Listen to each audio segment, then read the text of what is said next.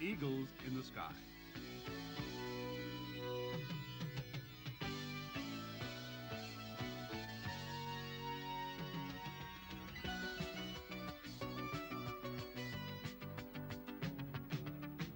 An Eagle in the Sky. More books, more magazine articles, and even more poems have been written about air combat than about any other aspect of aviation. Why? Well, it's the most exciting kind of flying and one of the greatest challenges for any human being. It's also graceful and, in a way, beautiful. It has a history of noble chivalry and of individual combat like the knights of a bygone era. But it's also deadly serious. There's not much point in coming a good second.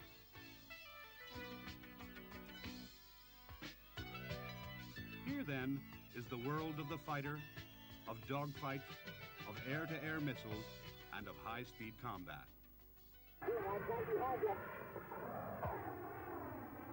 Eagle 1, check 6. The other bandit come in from the south. 1, break down and left. Bandit, you're 6. Eagle 2, engage in the F5. Cut it off Eagle 1.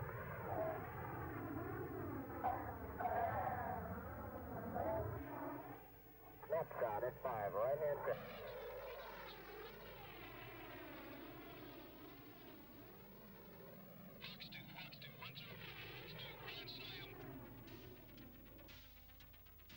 In World War II, there were many Eagles in the sky.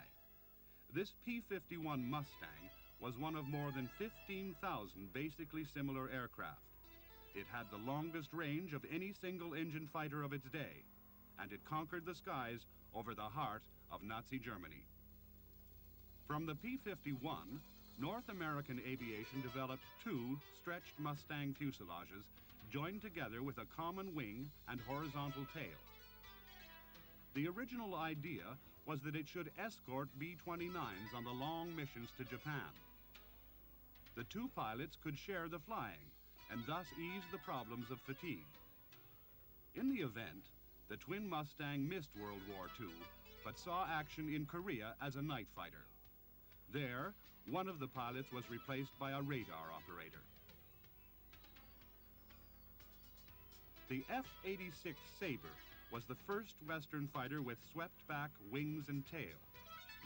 It was one of the greatest air combat aircraft of all time, and it alone could meet the Soviet-built MiG-15 in Korea on level terms. Not only was it superbly maneuverable and very strong, but by pulling around into quite a brief dive, it was possible for the Sabre to exceed the speed of sound. The Eagles were getting more complex, and pilots had a lot more to learn. The next generation jet fighter was the F-100 Super Sabre. Thanks to a mighty afterburning engine which could blast out a thunderous flame at the rear, the F-100 could fly faster than sound in level flight. These were early days for supersonic flying, over 30 years ago, and the F-100 was not quite as good a dogfighter as its predecessor. But it equipped the U.S. Air Force Thunderbirds display team, and their noise, smoke, flame, and tight formations were something new and exciting. In Vietnam, the Super Sabres flew many different kinds of missions.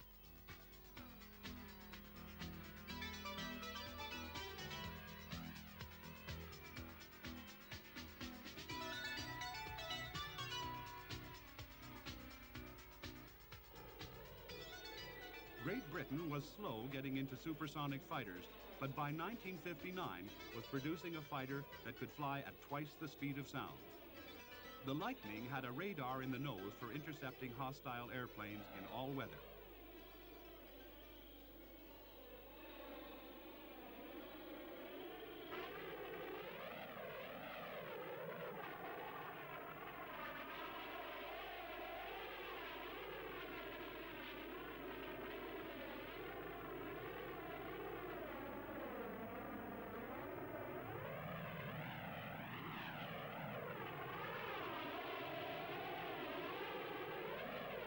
On takeoff, the nose could be pulled up almost vertically, and the altimeter could unwind faster than ever before and go on to 50,000 feet altitude.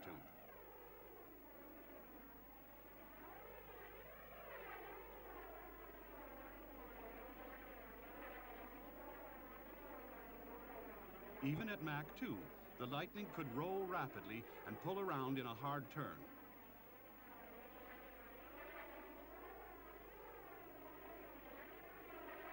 The pilot became the limiting factor, but it was one of the most popular fighters ever, and its maneuverability was exceptional. The wing was swept back at the acute angle of 60 degrees. At the back were two engines, uniquely arranged one above the other. For the first time, here was a fighter whose engine thrust could be about the same as the aircraft's weight.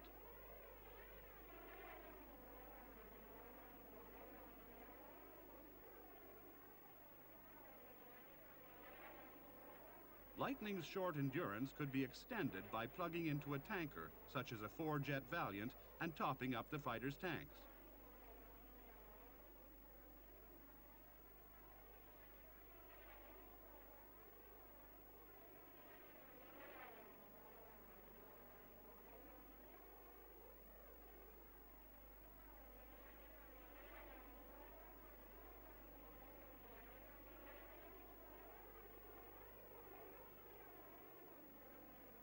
Lightning pioneered the concept of hot ass, hands on throttle and stick, each hand having different switches and buttons under each finger or thumb. These could be used to obtain the target on radar, decide the best moment to attack, and lock on to infrared emissions from the enemy's engines.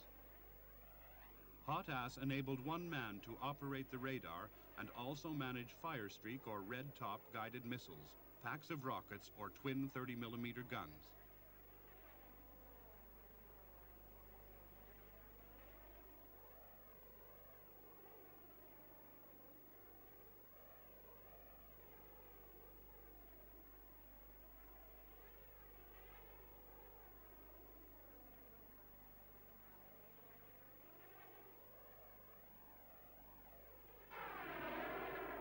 A single hit with a missile would destroy most aircraft.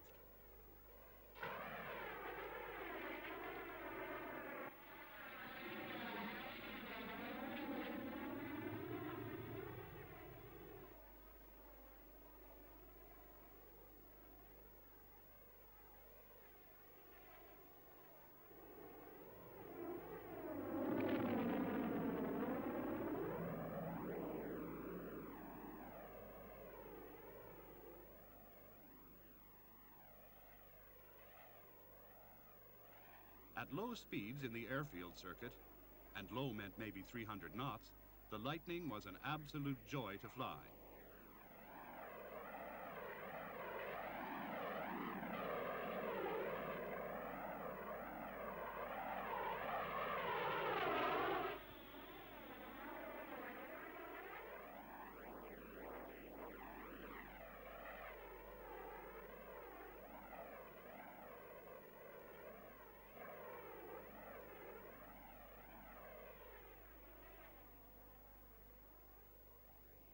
The 74 Squadron, based at Coltishall, became the first operational Royal Air Force Lightning unit.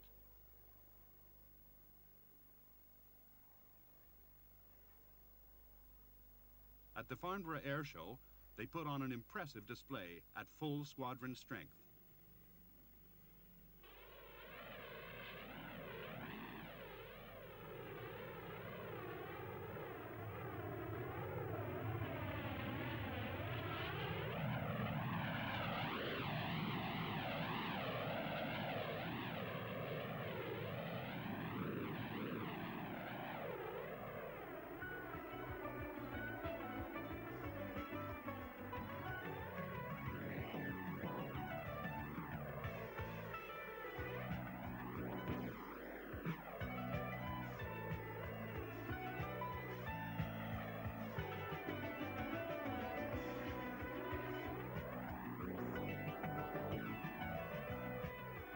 When the Lightning entered service almost 30 years ago, the McDonnell Aircraft Company in St. Louis was flight testing the first F-4 Phantom IIs.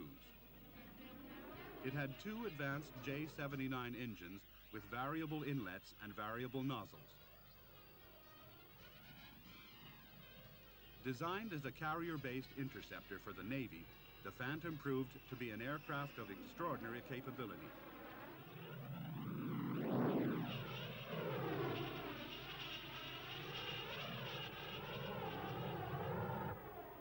It had a crew of 2, the backseater having charge of the extremely powerful radar.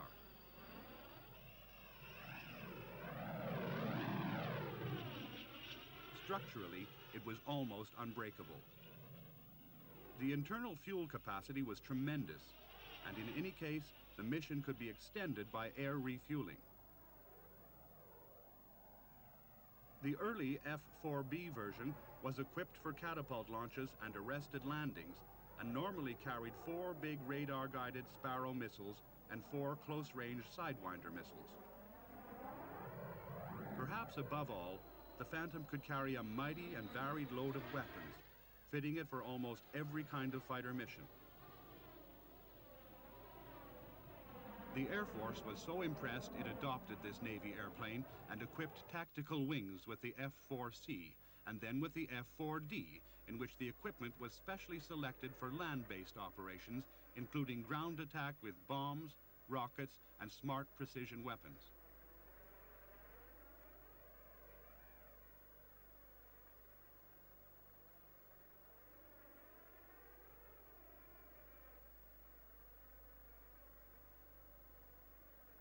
In Vietnam, the F-4 was unquestionably the #1 warplane. The big Sparrows downed many hostile aircraft.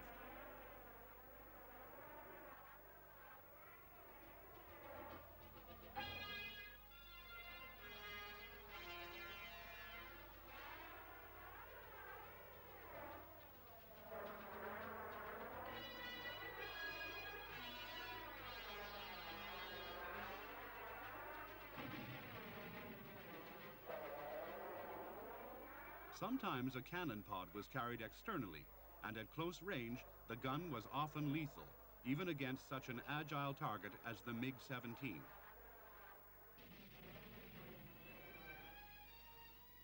As the conflict in Southeast Asia dragged on, the Phantom replaced older aircraft types, and towards the end of the war, the upgraded F-4E introduced a slatted wing and an internal gun.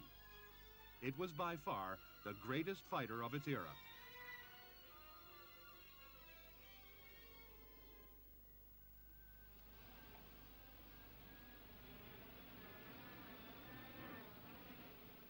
In contrast, Sweden can never hope to build fighters in great quantities, but it builds very good ones and has had no failures.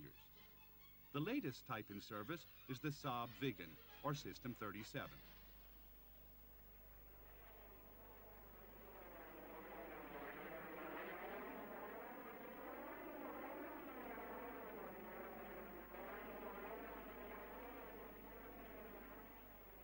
The Viggen has a big wing and a flapped canard foreplane, partly for combat maneuverability and partly to give it a very short takeoff and landing. Unlike some countries, the Swedes know that should its Air Force ever have to go to war, nothing parked on a regular airfield is likely to survive. So they design their fighters to operate from country roads and other dispersed and hidden locations. The JA-37 fighter version can carry 4 Skyflash missiles, probably the best radar-guided missile currently in service, and Sidewinders. There is also a powerful gun. Using the advanced multi-mode radar display, Swedish pilots have total confidence that their Skyflash missiles will find their targets.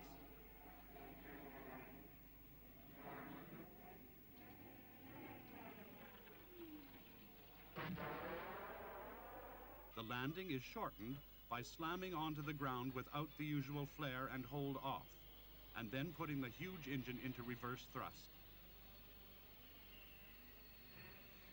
In France, the latest fighter in service is the Mirage 2000. Though it looks very much like the Mirage 3 of over 30 years ago, the 2000 is a completely new fighter.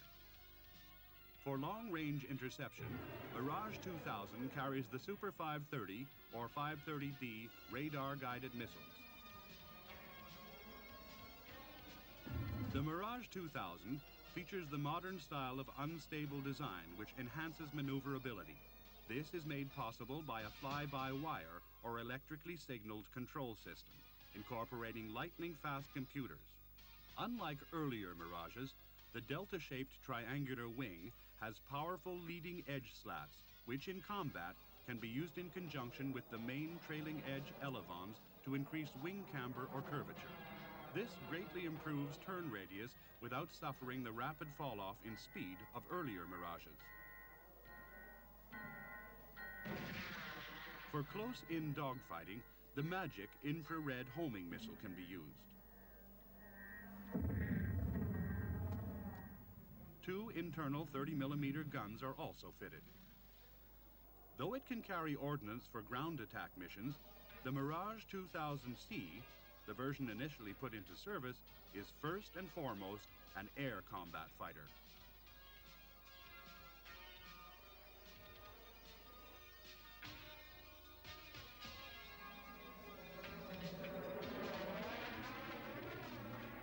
In 1988, most of the aircraft in service were fitted with an uprated radar of the modern pulse Doppler type, which will improve the ability of this Mach 2.2 fighter to intercept its enemies.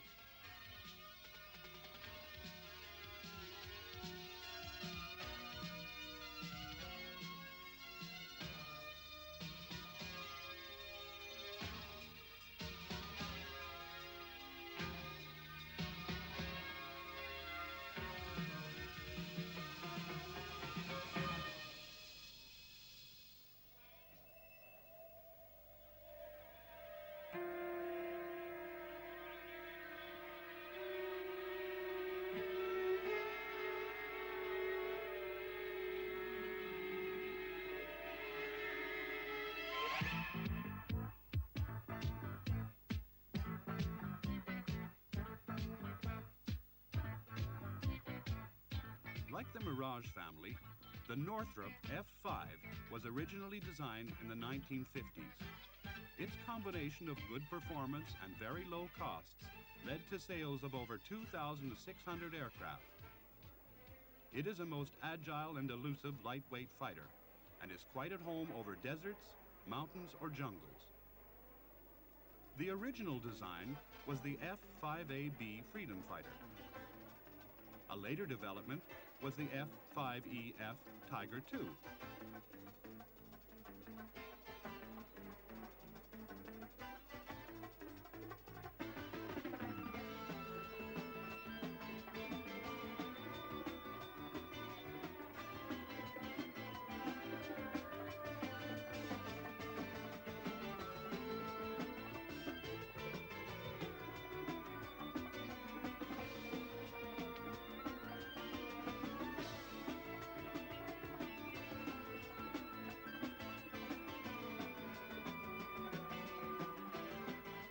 The F5's combat range can be extended by in-flight refueling.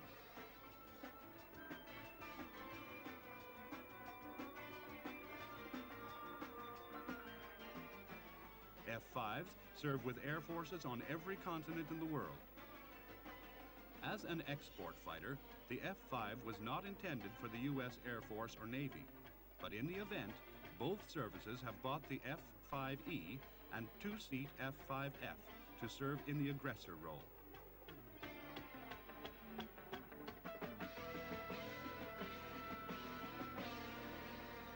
Painted in special camouflage schemes to make them look like aircraft of the Soviet Union and other Warsaw Pact forces, they act the part of the enemy in what is called dissimilar air combat training.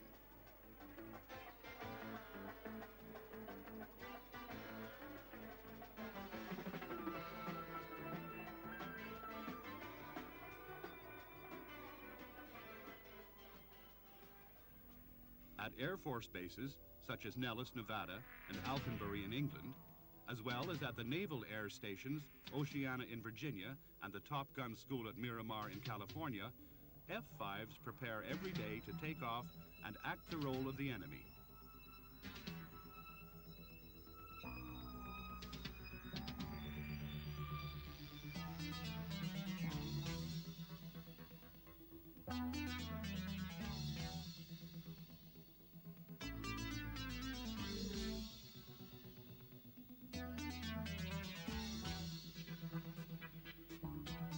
Flown to the limits, the agile F-5s provide a frighteningly realistic threat.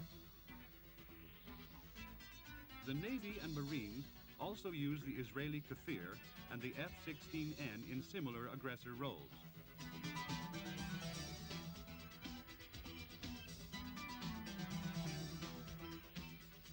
Flown by the best fighter instructors, well-versed in Soviet tactics, the aggressors teach America's young combat pilots how to fight and how to win. Each aggressor mission is preceded by a detailed briefing. These instructors will teach their opponents that they have to use their brains, their eyes, and pretty well all their fingers and toes. To beat them, you simply have to be good. And repeated workouts, like these flown against Air Force Eagles, hone the pilot's abilities razor sharp. Eagle 1, Tower 1, visual. Eagle 2, Tower 1, I just passed. No drag yet. Gun stacking, clear. Eagle straight up. 2, back up and right for guns. Man, here 6, 2000 feet. Are you going to gun fight? Yeah, good. Okay, I'll fight behind you. Eagle 1, check 6. The other bandit coming in from the south. 1, break down and left. Bandit, you're 6. Eagle 2, engaging the F5, coming off Eagle 1.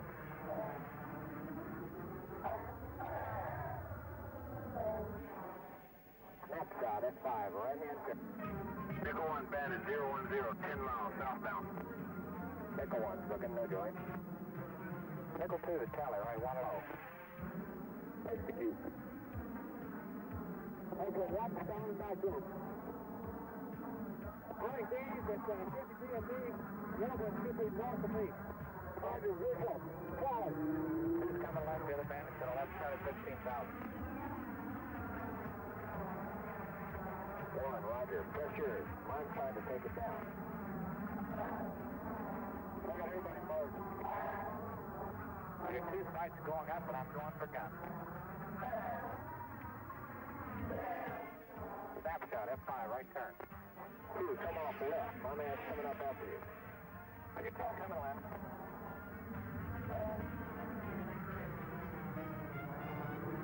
He's still coming after you. 1's right behind him.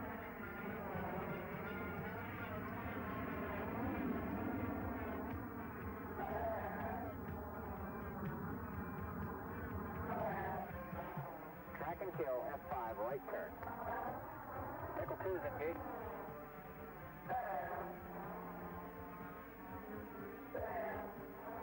He's trying to run. Fox 2 kill.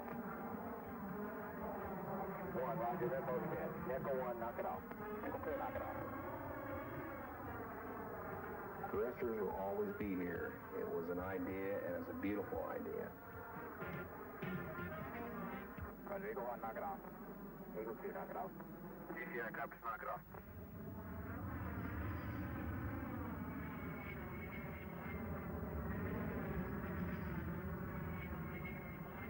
After each engagement, the pilots are soaked with sweat. Later, they'll rerun the whole thing using computer tapes and video displays. Of all modern fighters, the General Dynamics F-16 Fighting Falcon most completely typifies the pure air combat aircraft. Experience in the Vietnam War showed that huge, complex fighters might not be the best answer for engaging agile enemies in close combat. A lightweight fighter competition was held, and the F-16, with its advanced avionics, won. The all-round view from its unobstructed bubble canopy was almost perfect. The pilot lay back in an inclined seat, so high that most of him was inside the canopy. In front were advanced displays. On the left, the throttle to unleash mighty power, and on the right, a miniature stick. The pilot flies with his right arm resting on the cockpit side panel. The tiny stick hardly moves, but senses the forces imparted by the pilot's hand. The output signals command the F-16. Never before could a fighter pull a 9G turn and still less sustain such a bone-crushing turn indefinitely. As in all modern fighters, the pilot has an advanced head-up display and colorful head-down displays, which he can reprogram at the touch of particular buttons.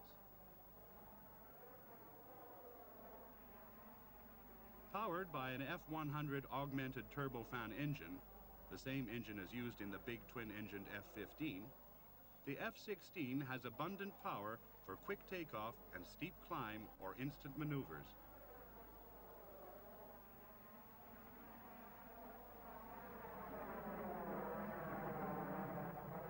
Originally, the air combat weapons were limited to sidewinders and a gun inside the left wing root.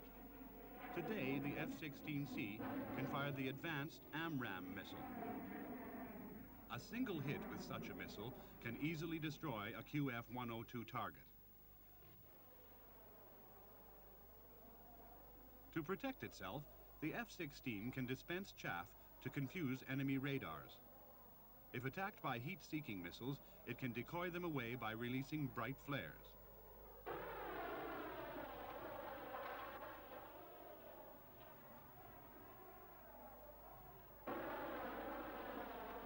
Hill Air Force Base, Utah, was selected to become the launch pad for the Fighting Falcon.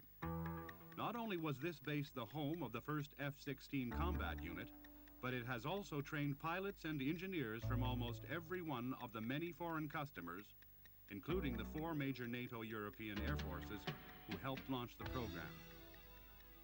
The Falcon entered service at Hill in the first week of 1979, 5 months after its maiden flight. It was then still a very new aircraft, and Hill not only explored its reliability and maintainability under service conditions, but also kept discovering new capabilities. Hill gets all kinds of weather, from scorching summer heat to Arctic conditions in winter, and the first unit, the USAF 388 Tactical Fighter Wing, subjected the new aircraft to a grueling series of intensive operations, finally becoming fully combat ready in October 1980. Throughout, the F-16's performance was brilliant. First overseas customers were the 4 European NATO air forces, Belgium, Denmark, the Netherlands, and Norway. All 4 countries shared in the manufacturing program, with F-16 assembly lines in Belgium and the Netherlands, from which have come well over 400 aircraft. Norway's aircraft tend to operate for much of the year in icy conditions.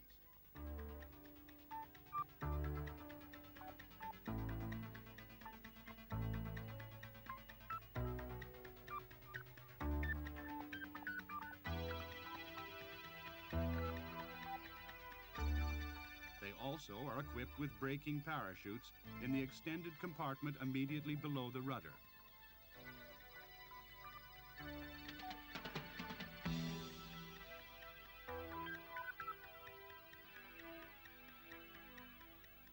All F-16s are fitted with comprehensive electronics and targeting equipment.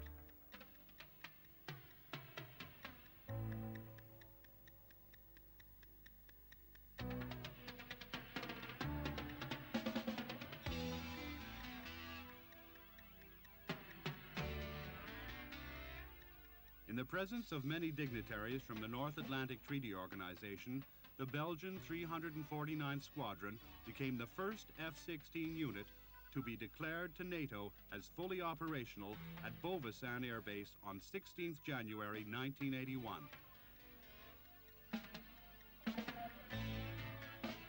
In becoming operational, this unit put up the best scores in air-to-air and air-to-surface firing ever attained at the ranges at Solenzara in Corsica, figures subsequently bettered by other F-16 units as they entered service.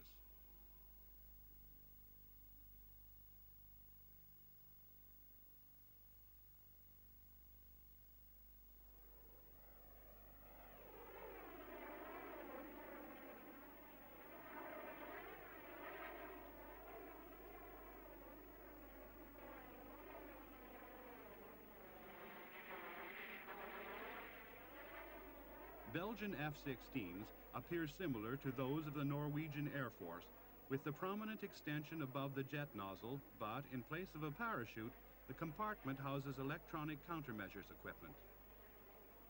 As early as July 1979, the USAF's 16th Tactical Fighter Training Squadron began taking on board Belgian and Dutch aircraft to help train foreign F-16 pilots. In Denmark, One main F-16 operating base is at Skurdstrup, the other being at Arlberg. Like other operators of the Fighting Falcon, the Danes reckon to fly 3 sorties per day per aircraft, something unheard of with some earlier jets. Full maintenance and testing facilities are of course available to keep the aircraft flying.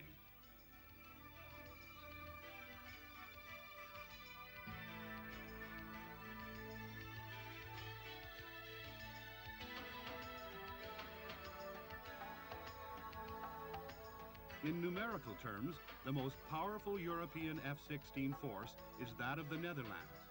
With the Dutch, the accent is on the air-to-ground mission, and they have found that even the original F-16A can set outstanding scores in bombing and air-to-ground gunnery, despite the fact that Dutch weather is often very bad.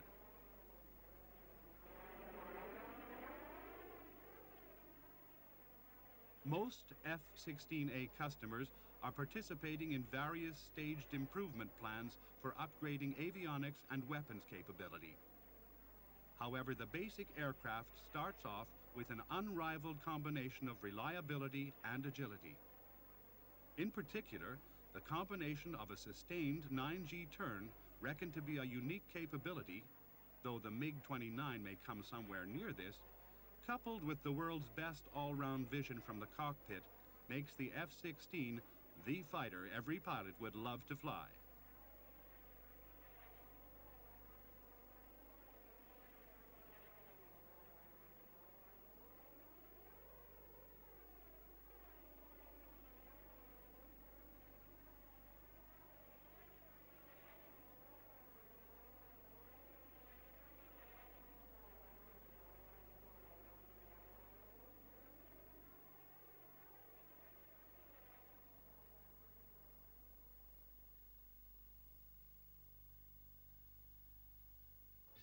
New options include an improved F-100 engine, or the outstanding General Electric F-110 engine. This gives considerably greater thrust than the F-100 and totally eliminates all restrictions on engine handling, even in seemingly impossible flight attitudes. In Europe, the cost of modern combat aircraft has forced friendly nations to collaborate. The largest program of all is for the Tornado. Originally built for Britain, West Germany, and Italy, it has since been sold to several other countries. Based on the world's best low-level attack aircraft, the ADV, Air Defense variant, is a long-range all-weather interceptor. The compact RB-199 engines provide high thrust with minimal fuel consumption for long range and endurance. The ADV is now in service with the Royal Air Force, and new squadrons are forming. This variant has also been sold to the Air Force of Saudi Arabia. The pivoted swing wings have sweep angle automatically varied for optimum combat agility, backed up by an auto-maneuver device system.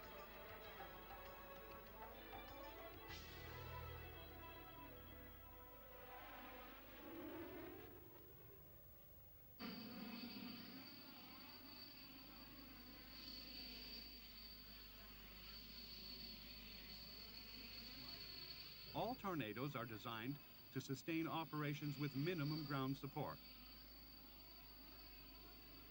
An inbuilt gas turbine auxiliary unit provides power on the ground for every purpose, including starting main engines. The engines have built-in thrust reversers to stop the aircraft quickly after landing without need for a drag chute. Either engine can be changed and replaced by 3 men in less than 1 hour. Almost half the external surface of Tornado is made up of quick access doors and panels, none of which need special tools to open or close. All the dozens of black boxes of avionics are plug-in units. They can be replaced quickly with no on-aircraft calibration.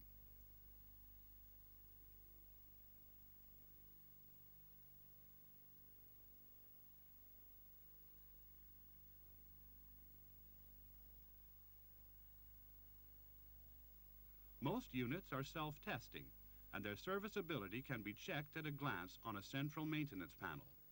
Any fault can be easily located.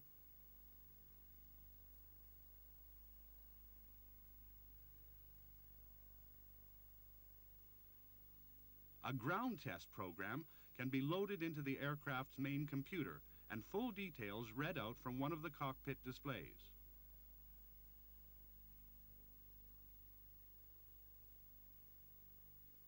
To refuel, you merely set the amount required and the system will cut off at that level.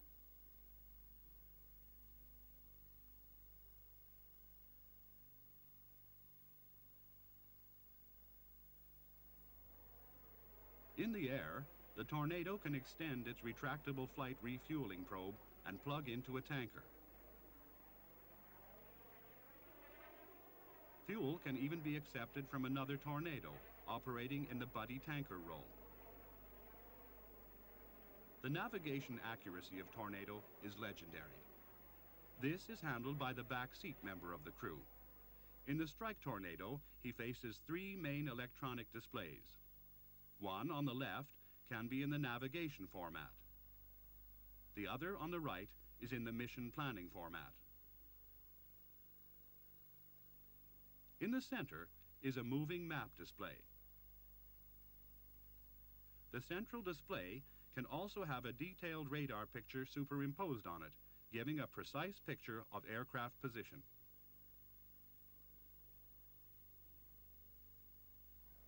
The Tornado F-3 Interceptor version also has a weapon system officer in the back seat.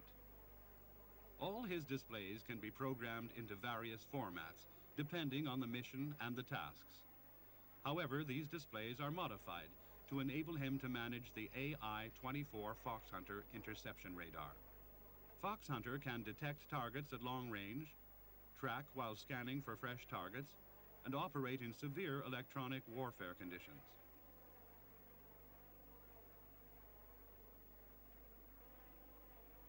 The display can show radar data in various formats such as target detection and target tracking, with heading, height, and speed of the enemy shown.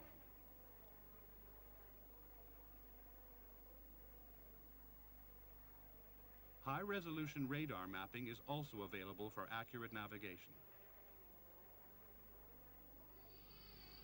Tornado ADV's principal weapons comprise the Skyflash and Sidewinder missiles, usually 4 of each, and a gun. To accommodate the Skyflash missiles in tandem, the fuselage was lengthened, and this has had the effect of providing room for 10% more fuel, giving extended range or longer time on station during combat air patrols.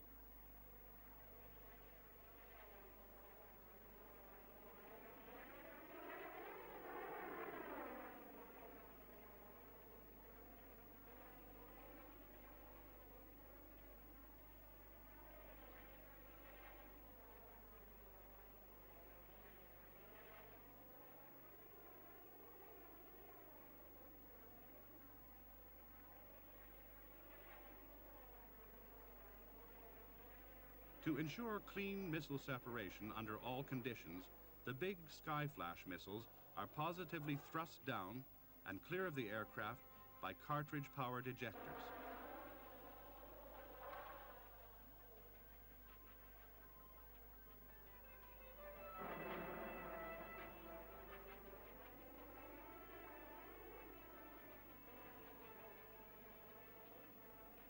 Altogether, the Royal Air Force believes the Tornado F-3 is the most potent all-weather interceptor in production.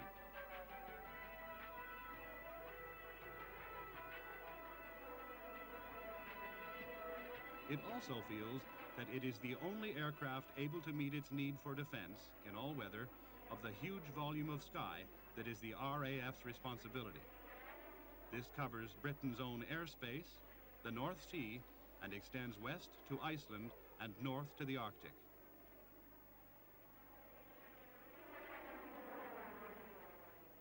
What is the most capable all-round fighter in the world? Some people would consider the U.S. Navy's F-14 Tomcat had a good claim, even though it entered service as long ago as 1972. F-14 squadrons of the Atlantic Fleet are progressively rotated through Oceana, Virginia for combat training with Fighter Squadron 43, the Challengers. This Navy outfit uses a variety of aircraft, including the F-5, T-38 Talon, and specially equipped TA-4J Skyhawks to provide dissimilar air combat training comparable to that given to the Air Force by its aggressor squadrons. Here, Tomcat pilots are briefed for their mission over the range. Their role, flying from a simulated carrier, is to provide air defense against an attack by hostiles from Squadron 43, in this case, 4 F-5s. The job of the Challengers is to move down the corridor, penetrate the air defense screen, and sink the carrier. The job of the F-14s is to stop them. Weather, communications, weapons, and the extent of hostile penetration are all taken into account to determine the F-14's tactics. And at the Challenger's briefing, Commander folks, 4 versus the Jollies, we can count on them having 4-up jets, up radars, and aggressive tactics. Our experience with them has been that they come to fight. Let's go for it.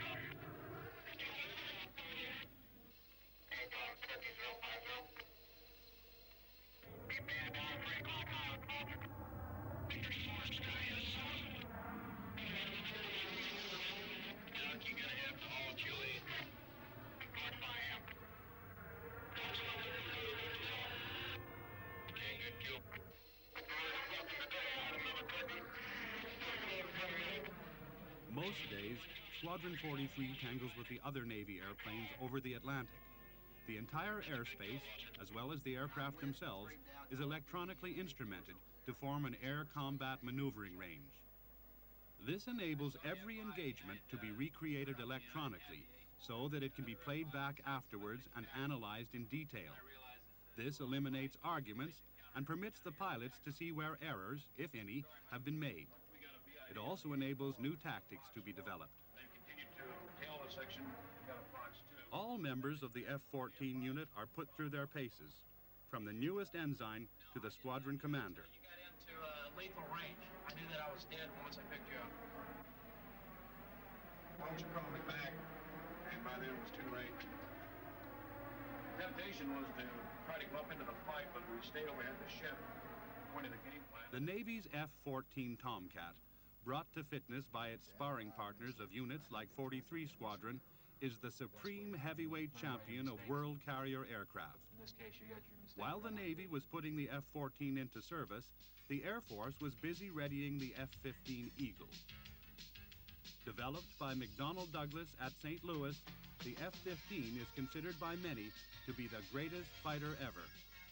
Two F-100 turbofan engines give a takeoff thrust of around 25 tons, which is more than the clean gross weight. As a result, the performance is spectacular.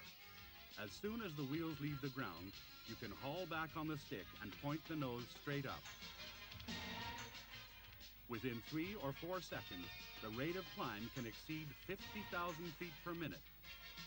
The F-15's wing is crucial to its maneuverability, and it gets its power mainly by being very large.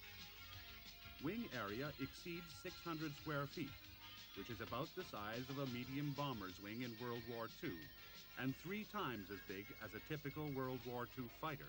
The wing's lifting power is so great that the latest version, the F-15E, can carry not only a huge load of fuel, but also a bomb load of over 23,500 pounds. The maximum loaded weight of the F-15E version is 81,000 pounds, which is heavier than any World War II heavy bomber and 10 times as heavy as a typical World War II fighter. Despite this, the F-15 has fantastic flight performance, with a top speed 2.5 times the speed of sound.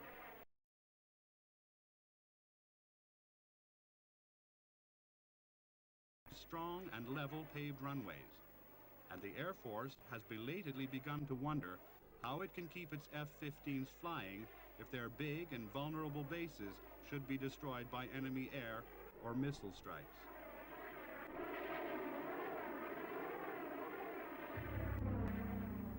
Often, and especially in Europe, NBC exercises are mounted in which all personnel wear the uncomfortable protective clothing intended to enable operations to continue in nuclear, biological, or chemically contaminated environments. NBC exercises, though vital, are seldom popular, especially on a hot and humid day. Even when wearing the protective clothing, all personnel have to be able to carry out their allotted tasks, both outside on the airfield and also within hardened aircraft shelters.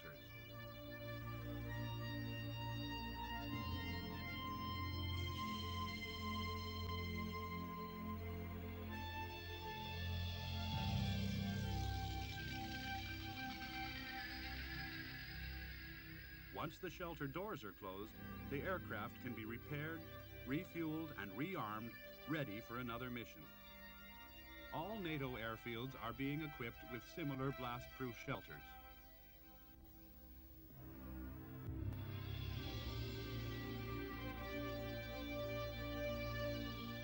Regular deployment to Europe of F-15 units, normally stationed in the U.S., such as these from the 1st Tactical Fighter Wing at Langley, Virginia, enable both pilots and ground crews to familiarize themselves with the problems of operating from frontline air bases.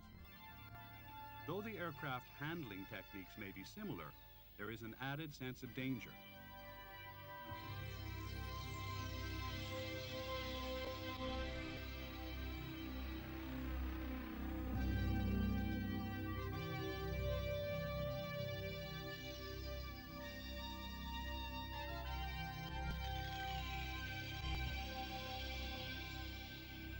It is also particularly important in the event of a scramble to get as many aircraft into the air as fast as possible so that they are not caught on the ground by an enemy's preemptive strike.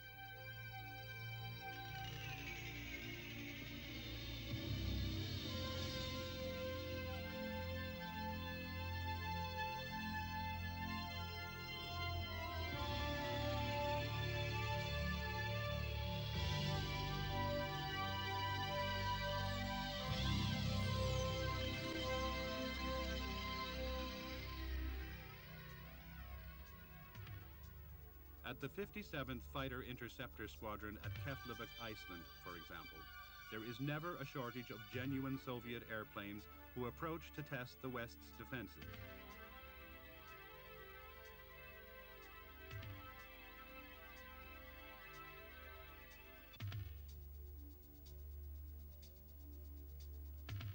At this and many other Eagle bases in the States and around the world, the pilots and highly skilled ground personnel get on with the never-ending task of keeping 1,000 U.S. Air Force Eagles in the top line and ready to go.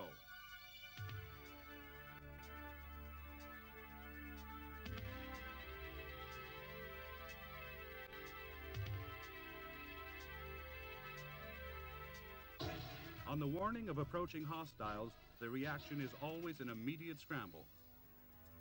While ground staff ready the airplanes, the pilots slide down poles like firemen into the readiness hangar.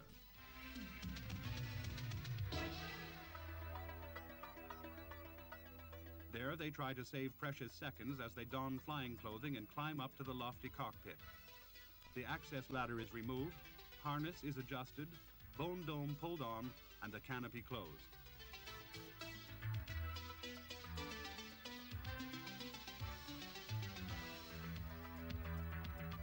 The ground crew makes its final checks and the chocks are pulled away. Between 3 and 5 minutes after the first call to scramble, the section slated for the mission is taxiing out.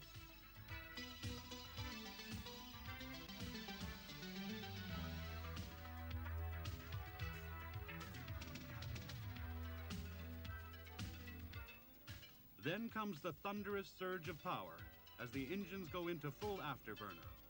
And within a few more seconds, white vapor is streaming back from the wingtips as the Eagles pull up to high altitude.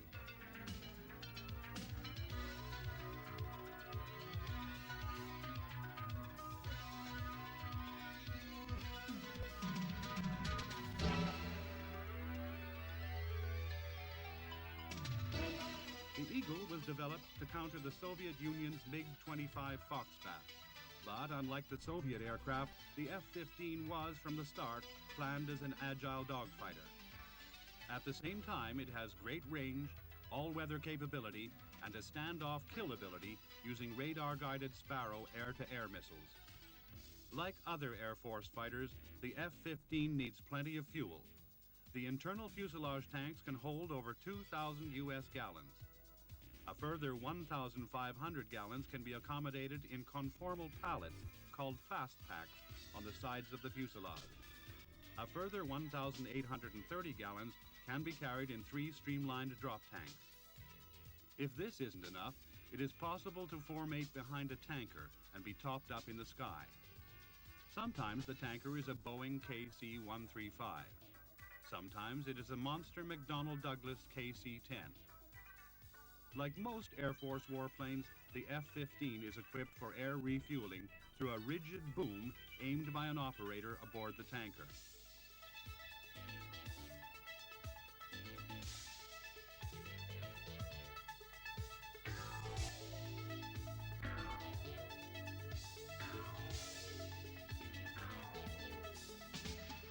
After the mission, the Eagles return home for a rapid turnaround, ready to go again.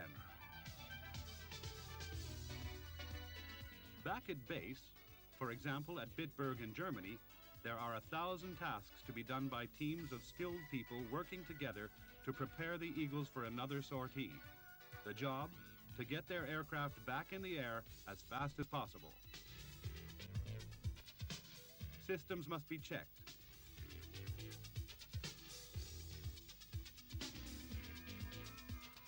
Repairs must be made. Fast packs have to be removed or installed. The hectic work continues, yet no detail can be overlooked.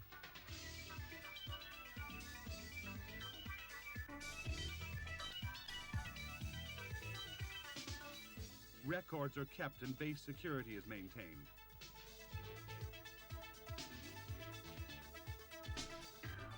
Fuel connections are made, countless onboard systems checked, and sometimes refurbished. Fuel tanks are refilled, the guns prepared for loading, and engines maintained.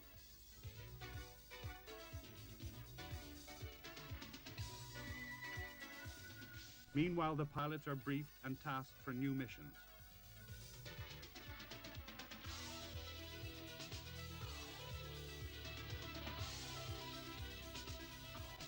Perhaps an engine has to be changed or the giant speed brake checked over.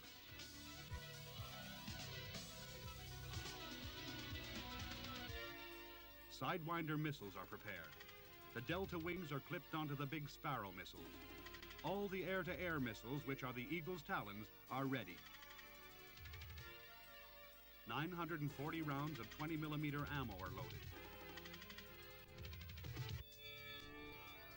The pilots don their equipment and return once more to their aircraft.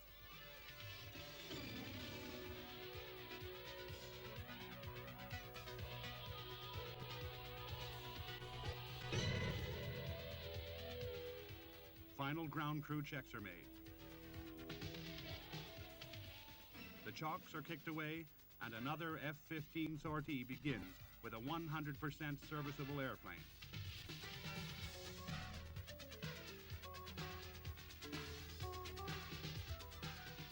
The Eagles are ready to fly and fight again.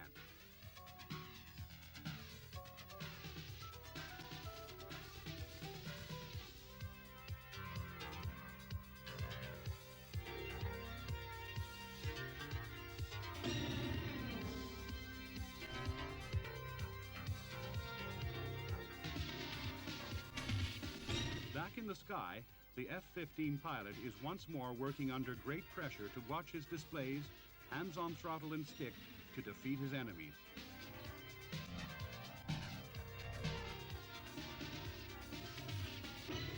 An F-4 ought to be no problem, fine fighter though it is.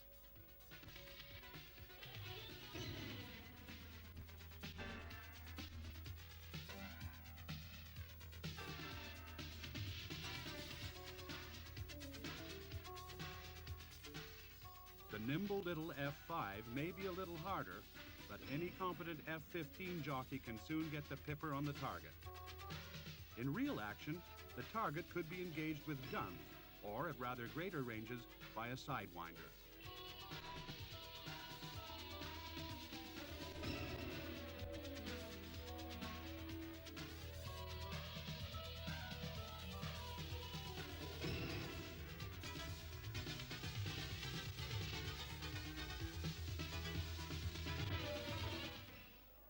If a Sparrow is selected, the enemy may possibly be engaged at a range of 50 miles or more. Actual firing of missiles is not very common, and the fighter pilot seldom sees a close-up view of the effect of his missile. The usual target for live firings is a QF-102, itself once a proud all-weather interceptor, but now built as a remotely piloted target for newer fighters to shoot out of the sky. Sometime in the 21st century, the F-15 Eagles will, in their turn, be gradually consumed by the missiles fired in practice from such totally new fighters as the F-22 or the F-23 Advanced Tactical Fighter. But today, they are proud eagles in the sky, able to defeat all enemies.